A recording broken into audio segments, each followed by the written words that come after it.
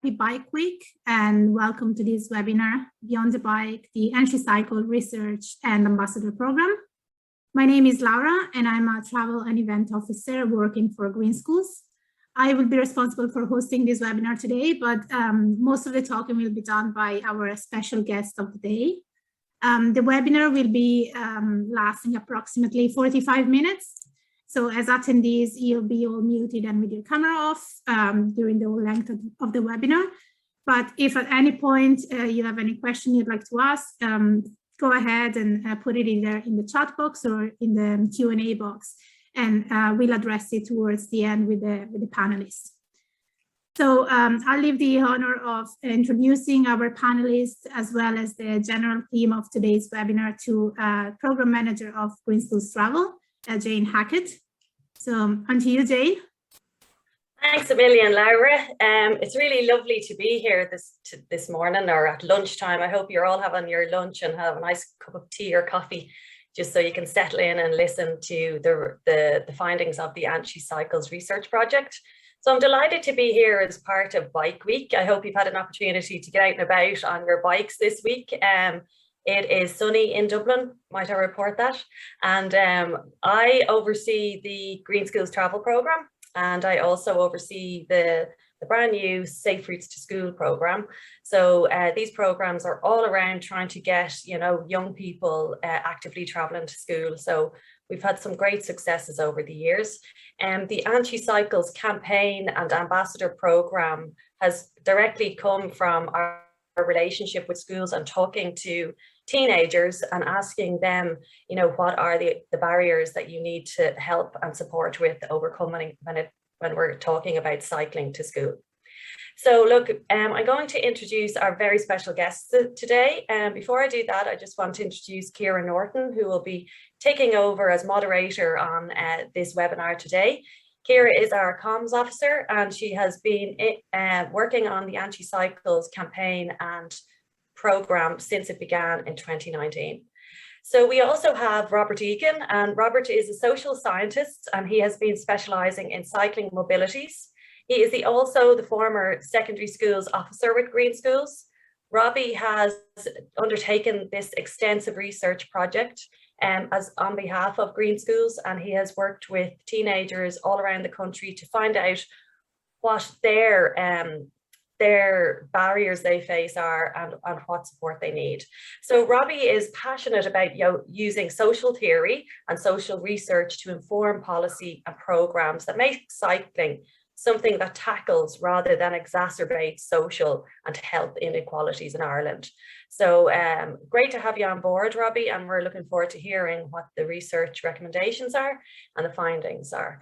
And we also have three brilliant, amazing teenagers on the call today. These are our Entry Cycles ambassadors, and they joined the Entry Cycles programme this year as nationwide ambassadors to promote cycling in their schools and their communities.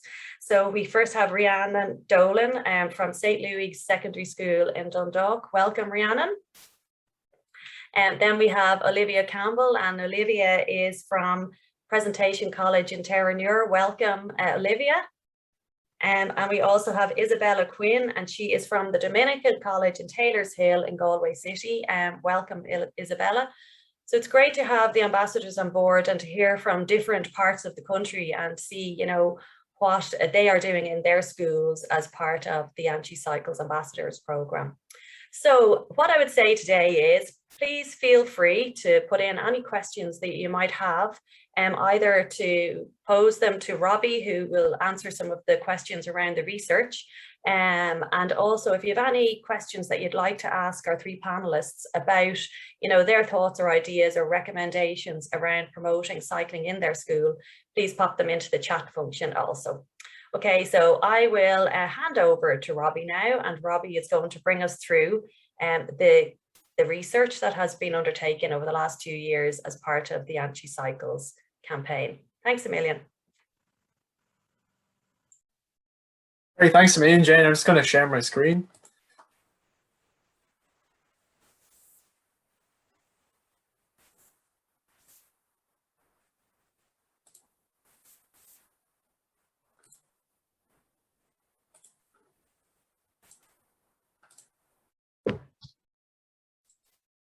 1 second now.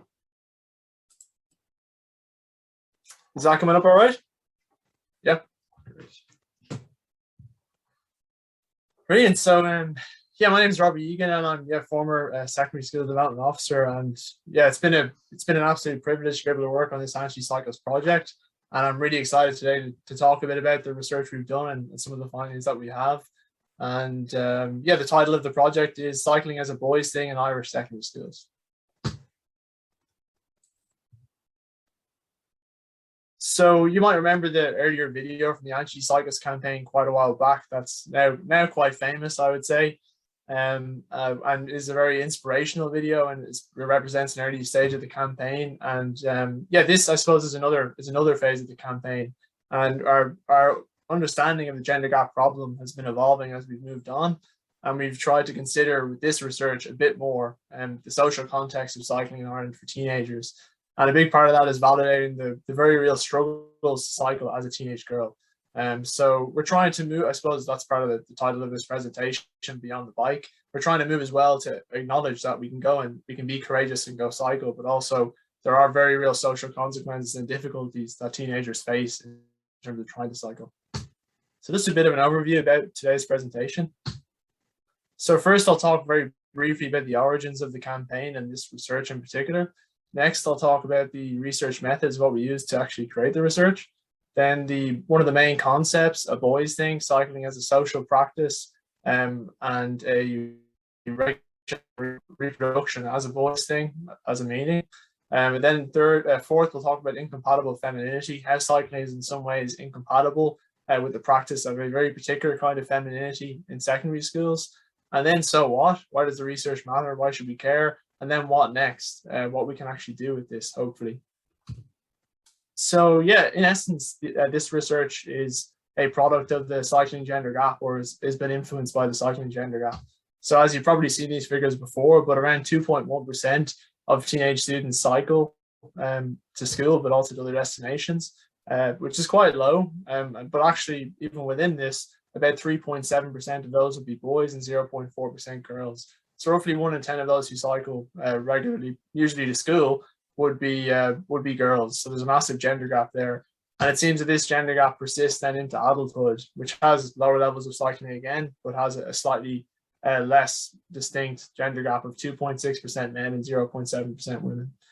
So the anti-cycles campaign in many ways is, or at least this research is, part of it is to explore and address the second level of cycling gender gap. So the research methods for this particular work.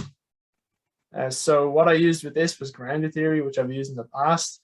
Very simply, grounded theory is just a way of creating useful explanations of social life that is based on evidence or data gathered from a particular area. In this case, with focus groups with students across Ireland.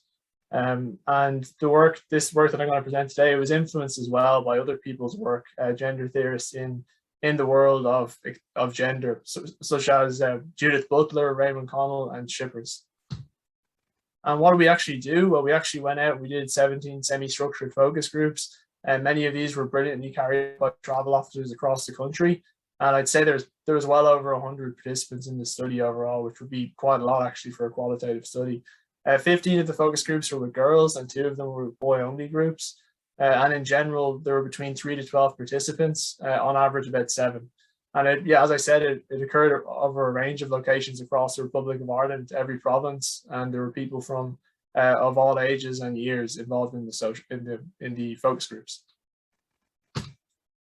So a boys thing would be seen as kind of the main concept or one of the main findings of this particular research. So in some ways, cycling, it appears a lot of participants, they would talk about how cycling, they would literally use the word a boys thing to describe it, something that boys do or something that is for boys and not for girls.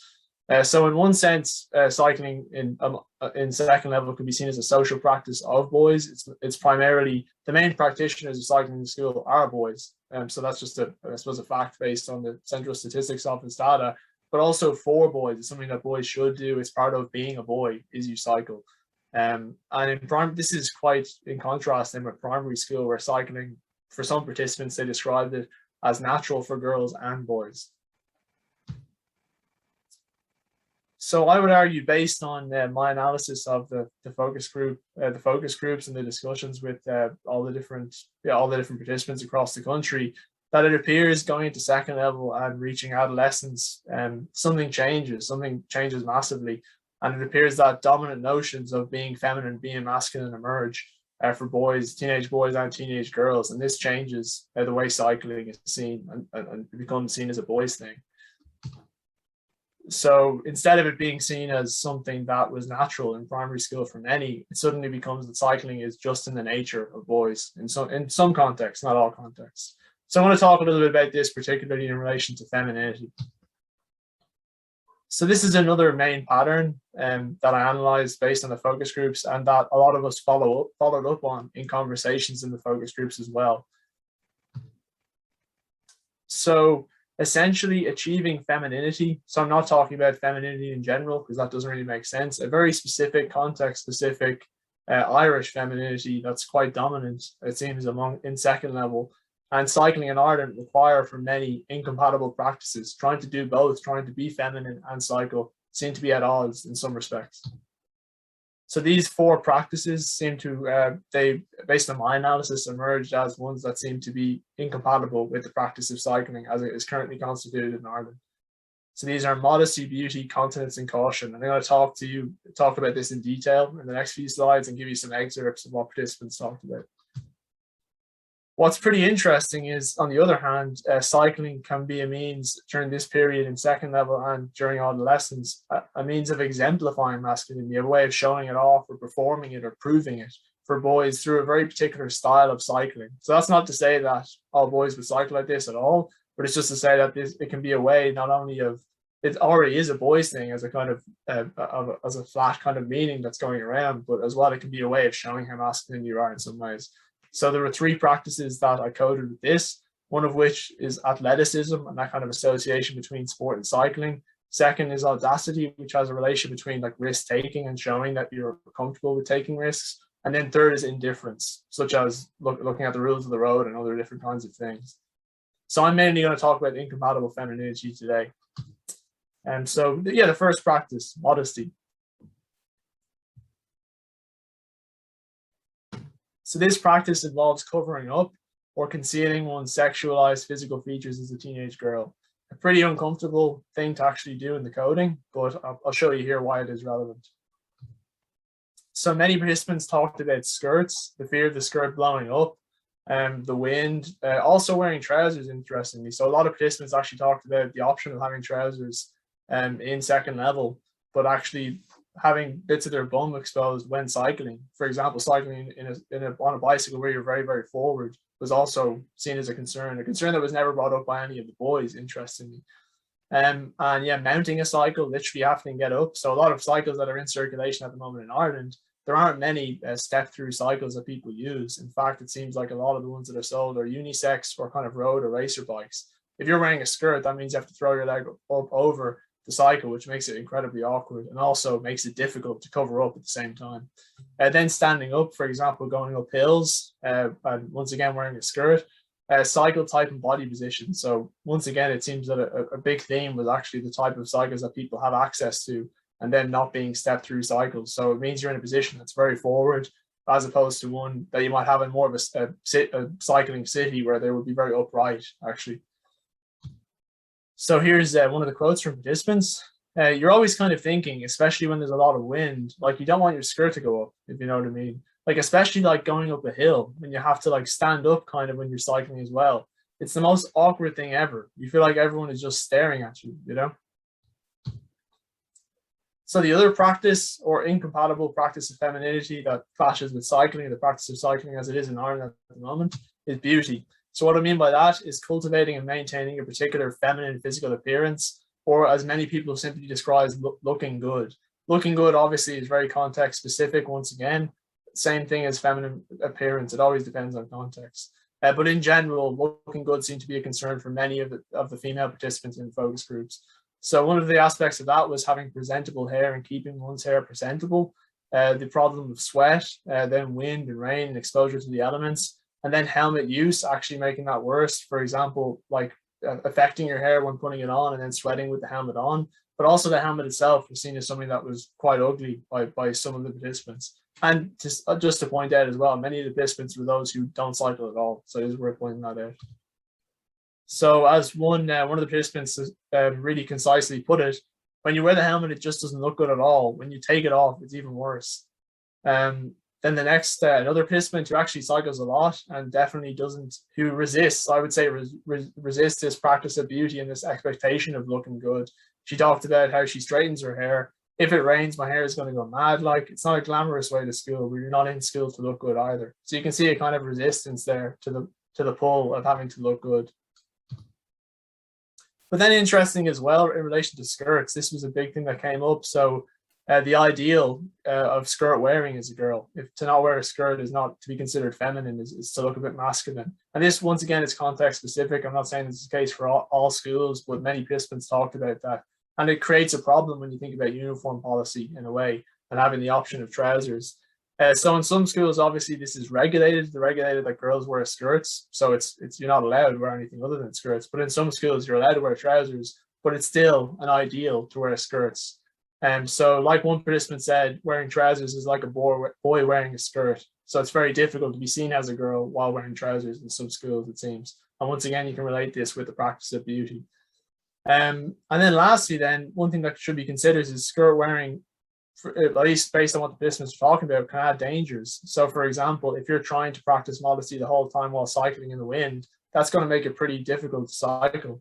And then as well, some participants talked about wearing the skirt and trying to practice this particular threshold image of femininity and it getting caught in the chain in the way of pedals, and then the inconvenience then of having to carry an extra change of clothes if you need to wear the skirt.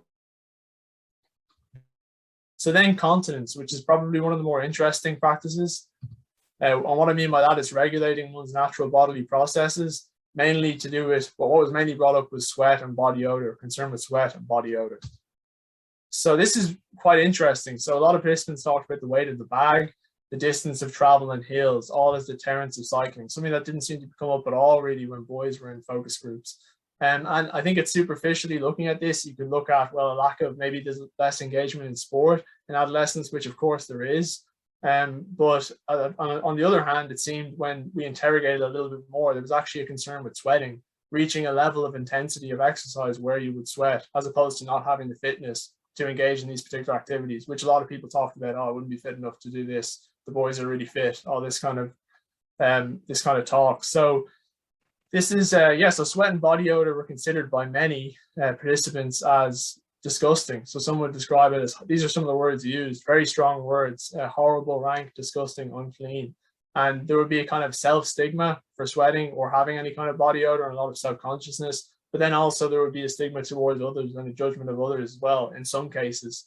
So on the one hand, I think this particular participant talks about like the sense of discomfort for herself when she sweats. I know for myself, I'm only very ever conscious of how I look when I'm cycling. If I do wind up working a sweat and I kind of like just don't look your best coming off the bike, it's not even that other people will say anything. You're just embarrassed because you yourself don't feel that you look your best coming off the bike. So you can see here a bit of an intersection with the practice of beauty as well. But this next participant shows how actually there can be a lot of judgment as well. And there can be different standards for girls and boys, teenage girls and boys in relation to this. There is an expectation for girls to look good all the time, be presentable, and like boys can kind of rock up to school and be smelly and sweaty and whatever. And they're being boys, they cycle to school, they have fun with their friends. Like if you smell as a girl, BO, like you'd want to take care of that. There's not the same standard held for both of us. And indeed in this research, we did find that one of the aspects of cycling and exemplifying masculinity, one of which was athleticism, sweat could even be seen as a positive thing for boys. It could be seen as a marker of how fit one is or how intense one is. And this is pretty in contrast with this practice of continence, not sweating and not having any body odor.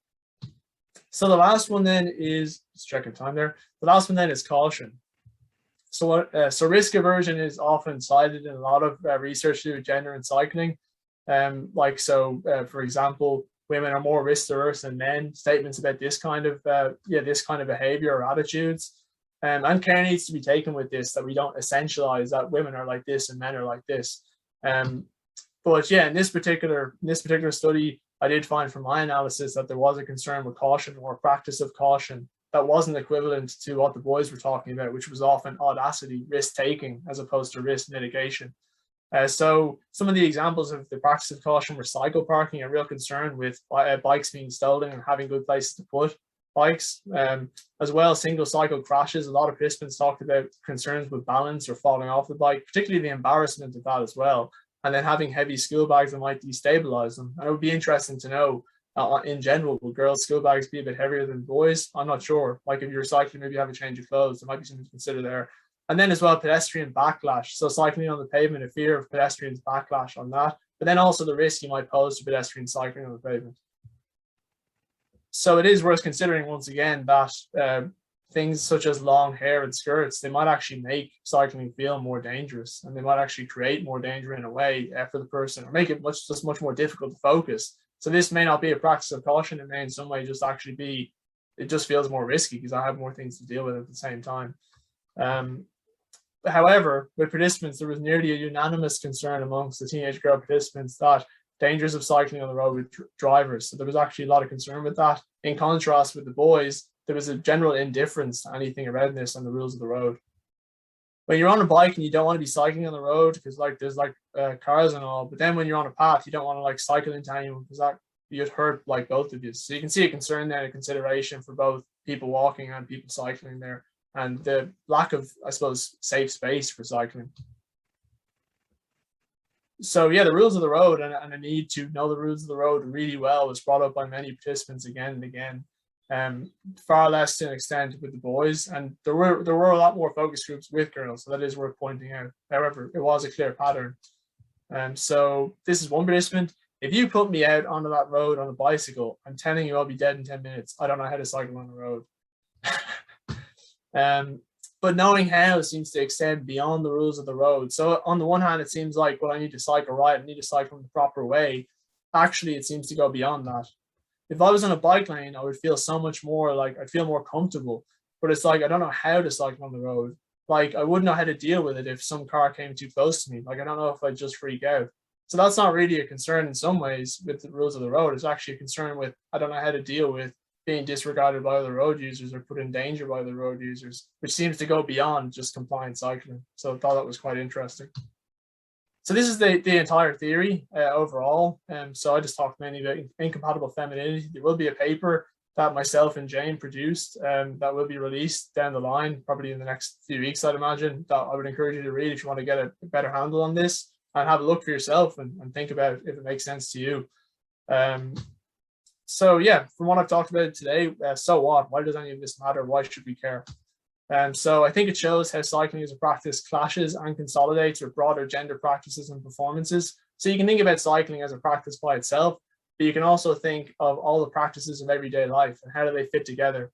It seems like in adolescence, cycling and being a masculine boy seems to fit very well together. It can be a way to even enhance that. But then it seems being a teenage girl and trying to, well, maybe not wanting to conform with aspects of femininity, but being humiliated if they don't, there can be a clash there with cycling in its current format and complying with aspects of this particular type of femininity that are just delineated. And I think it shows that intersectoral action is required to combat a gender regime that reproduces cycling as a boys thing. So we need to look at the meaning. How can we change it, and how can we make practices more compatible, or how can we criticize aspects of what it is to be a girl and a boy and to make it actually more flexible? And so that's what I have here. We can make elements of cycling more compatible with practices of femininity by addressing the unique needs. So you can see all these four practices with different kinds of needs, and how can we make it easier to practice all of these things and cycle? At the moment, it's very difficult. Or we can challenge and change the gender order in our society that produces regulated gender practice in the first place. So we can tackle aspects of why should girls have to practice beauty? Why should they have to engage in modesty? Why should they have to control their smell or body odor or sweat? So all these kinds of things could also be tackled equally instead of trying to facilitate them. So yeah, some very quick recommendations about compatibility.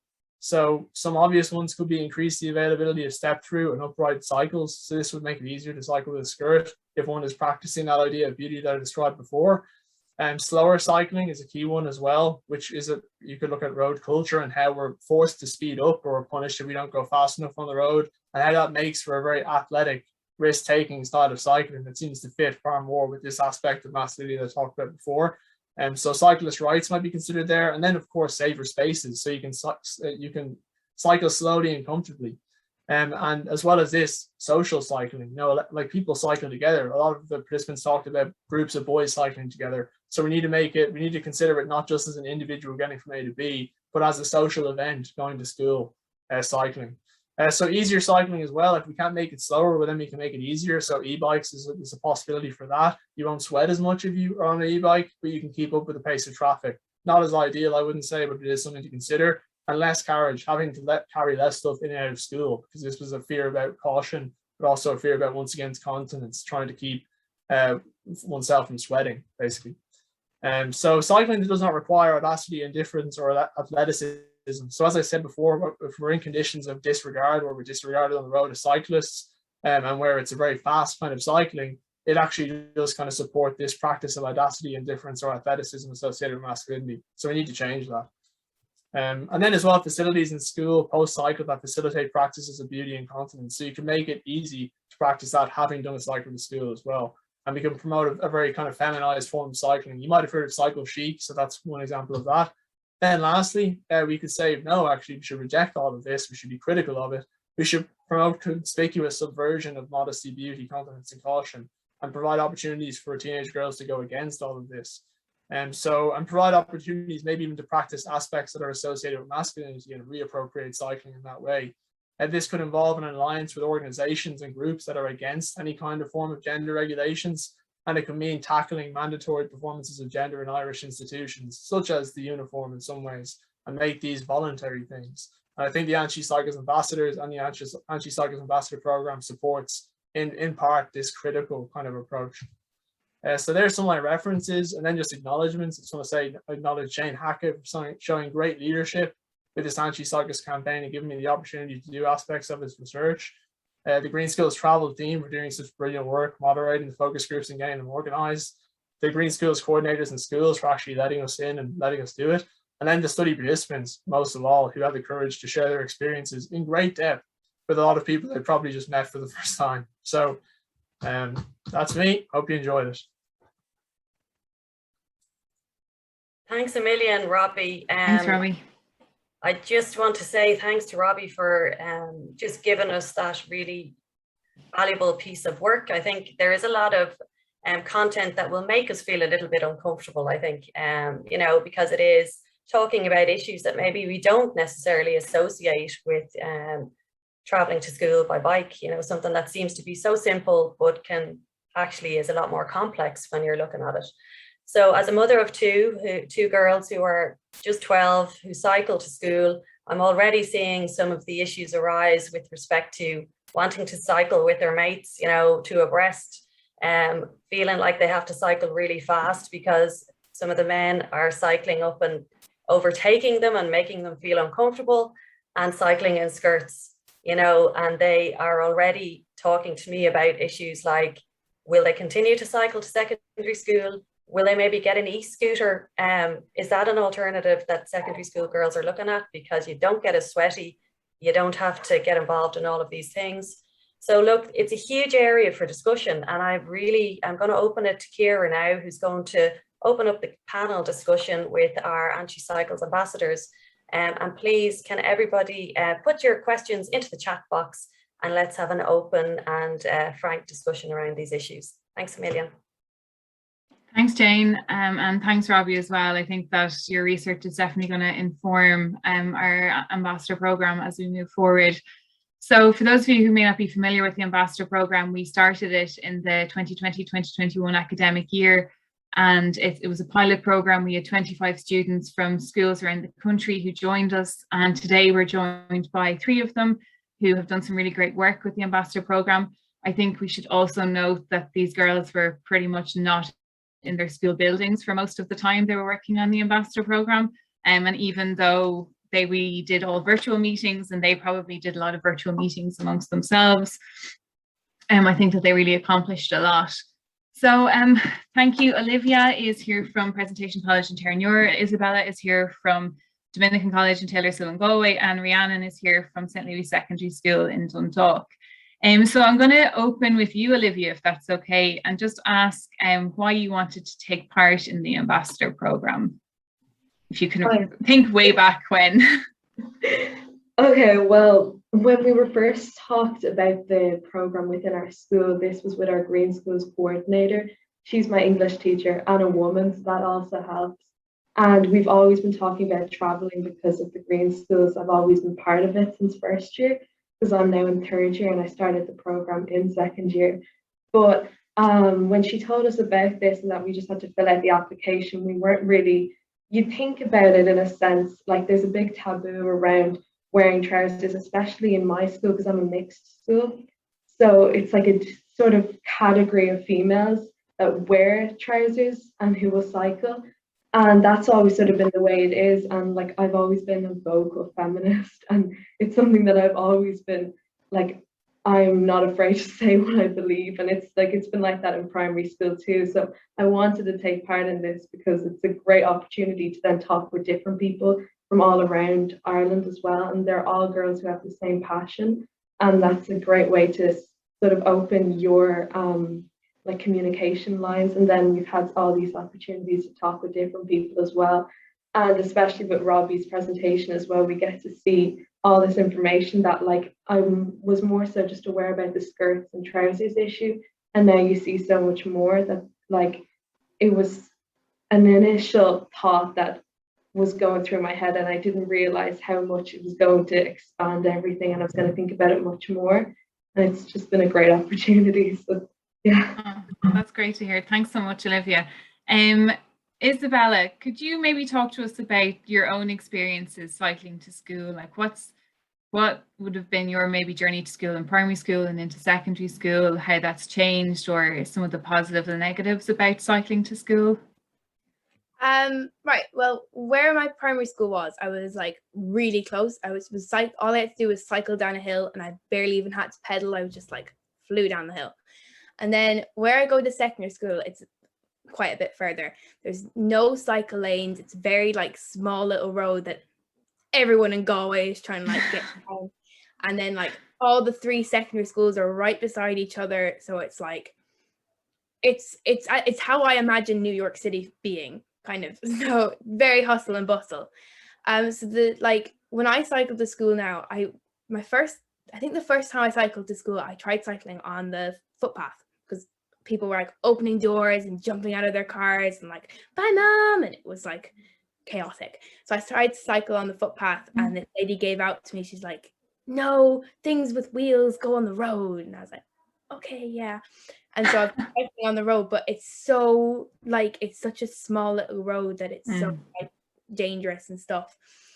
And there have been a lot of those experiences where like someone has just opened the door and not really looked, and I've been gone into a few Toyota Priuses, but it's like, it's just, could you say the question again, actually?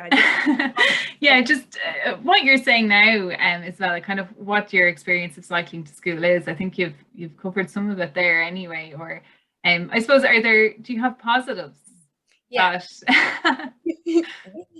So definitely the positives have been like, if I didn't cycle to school, I don't think I would have been a part of this program, which would have been like, I wouldn't have got to do so much amazing different things that I've got to do through the program. But when I do cycle to school, like it's that maybe 14 minutes I think I take cycle that like no one is talking to me. No one is like, Bella, can you make me a sandwich for my lunch? Like no one is bothering me whatsoever. And I'm thinking about like, all right, today I have a Green Schools meeting and my history report, and have to talk in class about careers in geography. Like it's that time I reflect on what's going to happen in my day. And then on the way home, I'm like, oh, I should have stopped talking for that Green Schools meeting I went on to. Like, but it's just that time that I don't have at home or I don't have at school to reflect. So that's my favorite part about cycling, that no one is there nagging me. Yeah. I know that those of us who cycle to work and are now working from home miss that time. I know I do every morning. I miss those 15-20 minutes of headspace. Rhiannon, maybe I'll ask you the same question I asked Olivia. Why did you decide to take part in the ambassador program? Yeah, so I think, well, when I was in primary school, cycling was a big thing. Like my whole family cycles. Usually, whenever we're going somewhere, we live pretty close to the town, so it's you want to go somewhere, you get on your bike. In primary school, me and my sister, and my dad used to go over every day for like 8 years. And then when I got to secondary school, I just kept doing it because it's just part of the day. And then when I heard about this, I knew there was other girls who would like to do it, but maybe didn't have as much support from home or didn't know how to start, or there's obstacles in the way. And I just thought that I want to be able to change the things that were wrong with it. Yeah. That this is a good opportunity to get started. And could you tell me maybe some of the actions or maybe things that you've done to encourage your friends and other people in your school to cycle? Yeah, we did a bike skills course because we did a survey of our school and we found that loads of people just didn't really know how to, they were afraid of going on the road and they didn't have the skills they needed. So we did a bike skill course in our schoolyard and we had everyone bring in their bikes and did a course with, I think, Saoirse Brophy from our local county council. And we had a poster campaign, and then we also did a quiz, and we did a presentation with the first years, just teaching them about the rules on the road and how to do it safely. That's great. Thanks, Rhiannon. Olivia, what actions did you guys take as ambassadors? You were one of a few students in your school, so that's why I'm using the plural there. But what were the actions you guys took as an ambassador group? So we've been talking, because there's a good 4 of us, I'd say, and there's one girl who's also in my class, and we've had like multiple discussions together because the majority of people do cycle to school who are in the group and are great representation for this. And we were talking with our tutor classes because because of COVID, we've been in our same classes for the majority of the day. So these people are also hearing about the program and they're like, especially when it comes to the boys, they're like, what are they talking about? You know, anti-cycles. And then we promote through the Instagram that we're like, you can go look at this information. And that's really because social media has sort of been the way that we've taken it, because our school more so, we do presentations and it's first thing in the morning and people are sitting there like, I don't want to listen to this. When you're seeing colorful art and different, because the editors on our account have been amazing and have definitely got feedback from different people in our class who are now actually understanding what the campaign is, which is something that like you were getting a lot of looks at and like, what is this? Why would you take part in this? Because our Green Schools coordinator asked certain people but opened it to more people, and everyone was just hesitant because you're like, oh, that seems like a lot of work, when really you just have to have your mind in it and you be passionate about what you're doing. And you've got other people in on it now, and especially all my friends who they have to look at it when you're putting it on your story and we're all promoting it. They have no choice but to just have a read of it because we're all forcing them. And it's really, and also this is the main thing that we focused on was skirts, because from 1st to 3rd year you weren't allowed to wear trousers as an option, it was just skirts. And now it's changed in our uniform guide. There's no talk of different year groups, and you have the option to wear navy trousers, which has been a big achievement, especially for the first years coming in, because they've never had that issue or never had their parents saying, oh no, this says here that you have to wear a skirt. So that's what we've been focusing on the most.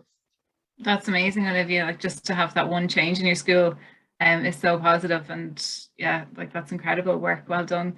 Isabella, if you were asked now by someone in power, what do you think needs to change? What can we all do, and what can I suppose government do to make it easier for you and your friends to cycle to school?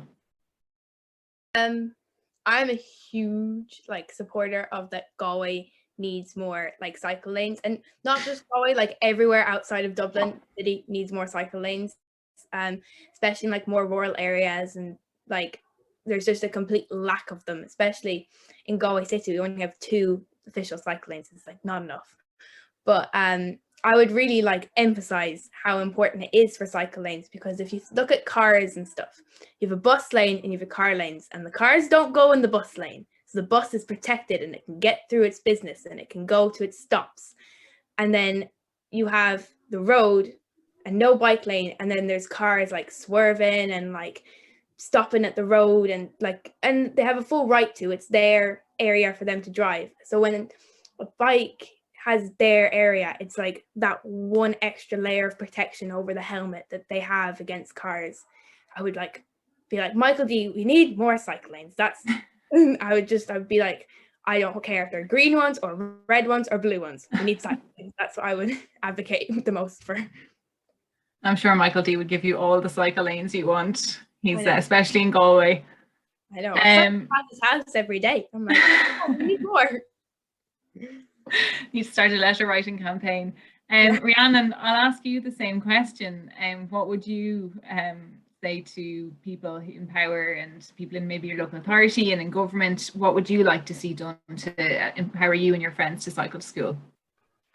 I think I'd like to see some funding and grants for the school, just for a bit more infrastructure, like bike sheds and things. We have got a bit of that recently, but I think a lot more is needed.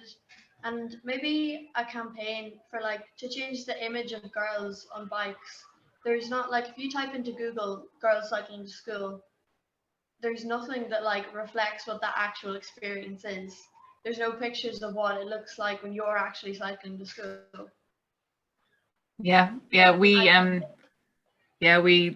We did a bit of that during the summer, where we talked about kind of subverting and changing the stock image that you get of, not everyone is cycling on a beach when they're on their way to school. So yeah, I completely agree with you there. I think that's kind of it for our questions with our ambassadors. If anyone has any questions for the ambassadors or for Robbie, feel free to pop them in the Q&A in the chat function. There's a few there already. So sorry, Kira. Yeah. Can I just ask to the ambassadors, first of all, congratulations, you're so inspiring. I just wanted to ask if you had a suggestion for the next year's ambassador, or a reason why people should join the program, just in a few words, why would you suggest to join the ambassador program to the next potential ambassadors? Whoever wants to go first. I'll go first, if that's okay. I think that you should join it if you see that there's a problem. I can't remember who said it, but there's a quote that says, be the change you want to see in the world. And I think that if you recognize that there's a problem or something that needs fixing, you'll do it. Just don't wait for someone else to decide that something needs to be fixed. Even if you can only do something really small, join the ambassador program, start making changes. Going off what Rhiannon said, it's that not title, but it's that extra power that gives you the power to change stuff in your school. If you're just a Green Schools member in my school, it's kind of oh yeah, we'll give that to a TY. But with the ambassador kind of title, it's yeah, we'll get you get listened to, people kind of hear you a little bit better, and it's be the change you want to see. It really, really makes a difference in school. Yeah, I think what Isabella and Rhiannon are saying are completely what I believe, but also you just need to be passionate about what you're doing. Don't do it for just extra recognition as well, because it does look good to say, yeah, I was part of this, but also to get more deep into it, that I did this in the campaign because this is what I believe in. And that's sort of where the line is drawn between the people who are in our campaign, the 20 odd people who really we all really care for what we're doing. And then you have the Green Schools as well, which is just something that people are joining and they're in and out of every year. But this is something that you'll stick with. Well, hopefully everyone will stick with, because it's something they genuinely believe in. So I'd just say, if you want to be an ambassador, you're doing it for the right reasons in a way. But yeah. Thank you. Thank you. Yeah, just a couple of questions then before we head off. I'm conscious that we're eating in now into the last 15 minutes of the hour. I think this one is for Robbie. Was there any mention from students in the focus groups of being treated differently to their male relatives by parents, etc., as a reason for being overly cautious. Example, parents cautioning daughters a lot more than their sons. Yeah, that's actually an interesting one, and one that we would have asked. Like, so as the kind of our understanding of it developed, we asked more focused questions as it went on. We definitely went in kind of with the idea that this could be a pattern. It didn't seem to be a major pattern of difference. So like I mean, as I said, there weren't as many focus groups with boys, but there were 2 very in-depth ones with boys, and there were also a lot of teenage girls involved in focus groups who had brothers, you know, who were also like a similar age. And it seemed like in many cases, like a lot of the boys were also being cautioned in similar ways. It's kind of a question of how much are they cautioned. Maybe girls are like told like advice a lot more than boys are, but I suppose that's a question of quantity rather than does it happen at all. It seems to happen in both cases, but maybe it happens a lot less. But since it's qualitative research, we can't really answer that. What I can say is that there was no categorical difference. It didn't seem, but there is a possibility that there is a quantitative difference, I would say. Okay, thanks, Robbie. And the next question is, what would be your top recommendation to secondary school management if trying to increase the number of girls cycling to school? If shower facilities are available, trousers are allowed, and safe infrastructure to lock bikes are in place, what's next? Yeah, I would say like definitely a question for the likes of the ambassadors to answer as well, because this research just offers one interpretation, you know. But I would say overall, like one thing is that isn't included in this talk was gender regulation. You know, like all of these, like trying to practice these aspects of femininity, not doing it results in consequences for a lot of people, serious social consequences like being excluded, being bullied, being humiliated. So I would say that's a big problem, you know, and that should be, if someone does that to you, they should be in a lot of trouble with the school, you know. So there needs to be a culture that tackles that, and I suppose aspects of school life that tackle that too. So there is a real possibility to go out and choose cycling without being, you know, harassed or humiliated for doing so. The next question, and I think this is kind of maybe for our ambassadors and for I think green schools in general, really. Has anyone encountered a school that takes the issue of cycling in long skirts seriously and adopted measures to support girls that want to cycle? If so, what did the school do? So Olivia, you mentioned that your school had restricted first to third years from wearing skirts, but that has opened up now. I don't know if you have very long skirts though. So I think the issue here is the longer skirts, maybe, or kilts. Yeah, so mine's a pleated skirt, and the majority of people have it rolled like just over their knee, but the genuine length of it is just down to your shin. But the majority of people won't have that. And I think also with cycling, if you have your skirt shorter, there's a thing of like flashing as you're cycling. So it's like a lose-lose. You're in this box where like, do I have it longer? Do I have it shorter? And especially outside of school when you're cycling and if you're wearing a skirt, a lot of people would choose to wear shorts under, because that, like, if your skirt does blow up, you obviously have this like protection, but it also doesn't stop people from commenting on it. So as I said, like, it's just a box that you're trying to get out of, but it's really something that we can only change within ourselves and with like younger people. And it comes with the bullying as well, that like you can have teachers saying you shouldn't be doing this, you shouldn't be doing that, but really it comes down to us, because a lot of people don't go and report what they should be because of the pressure then that you'll get and the bullying that you can get after that. So yeah. Thanks, Olivia. I can't, off the top of my head, I can't think of any long skirt schools that have successfully lobbied. So that might be something that if we can find something like that, we might share it online, maybe on our Twitter. Kevin asks, are there actions schools can take in respect of having a safe space on the roads? Can they, example, providing lobbying for better segregated infrastructure? Does anyone want to take that one? Yeah, I think just in regards to, at least I know my own school gate, we have a big gate for like cars to drive through, and then we have a smaller gate that has a barrier in front of it. So to get into the actual student gate, you have to go round the barrier and then through, which makes it really difficult if you're wheeling a bike. There's no way you could cycle in the gate. And most of the time the gate is open, but I think when it's closed, it's a mess because there's so many people there. So I think just having a safe way to actually get into school with a bike, and then somewhere safe to put it. Yeah, and Green Schools has been providing covered safe, kind of secure bike parking to schools for a couple of years now, and through the Safe Routes to School programme, additional spaces have been allocated this year, and they're being installed or have been installed in the last while. And the Safe Routes to School programme is also involved in creating safe routes to school with a certain number of schools, looking at segregated lanes and things like that. So you can get information on that on our website. Have any of the ambassadors been involved in campaigning outside their schools for, I presume this is kind of for cycling, better cycling facilities maybe, or just maybe in general campaigning? Have any of you? I was over, I need to think of the months. I'm going through the months of the year song in my head. The last July. June. Yeah, June.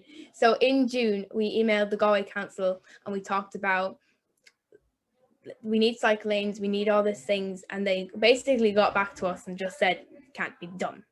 And then, so we started, like, this wasn't through the school, it was more through my own, but my Green Schools teacher did actually help me quite a lot. She was like, you need to come up with like a better email than saying, can we have cycle, that wasn't my email, can we have cycle lanes, but it was along that kind of lines. You need to say why they're important, why they're needed, like all these different things. And we did, and then we emailed them to the Galway mayor, and his secretary got back to us and he said, like, thank you for your projects and stuff, it is going to be looked over properly.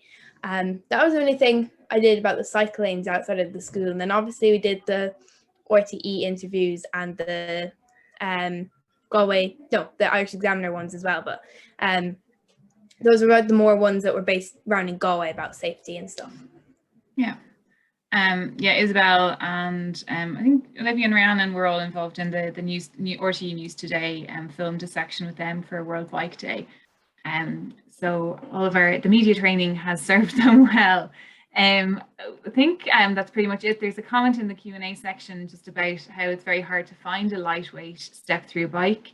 Heavier bikes require more effort to cycle. I think that can be true maybe of the more Dutch style bikes that you can find around, but I think that there are moves being made to make step-through bikes more common and to kind of make them more popular. I have a step-through bike that's fairly light, but it's not that common, and I do think that that's a real consideration when looking at step-through bikes. So thank you everyone for attending. Thank you to Robbie for speaking and presenting the research, and to Olivia, Isabella and Rhiannon, who I think based on the comments in the section have been a hit, and I think everyone is very appreciative of your time and everything you've done as ambassadors, even just being here today and taking the time out from your school day. The research will be available soon on the Green Schools website, along with information on how schools can apply to take part in the ambassador programme if they're so interested. So I think it just comes down to wishing everyone a very happy Bike Week, and thanking you all for being here today, and we hope to see you soon.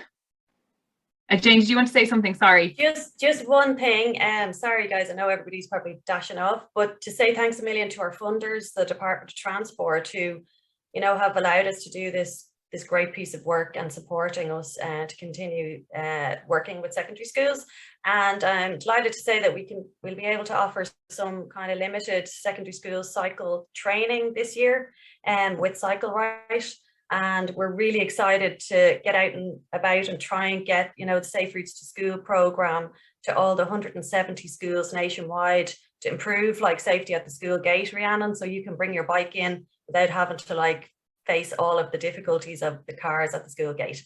So look, loads of positive stuff happening, and please spread the news and tell your peers and your friends to get involved in the 2022 and She Cycles Ambassador Programme. Thanks a million, everyone. And we also, I'm going to put a link in the chat to Green Schools Bike Week, because we have a cycle bus network event tomorrow evening that you may be interested in attending if you have children going to primary school, or you yourself are going to primary school.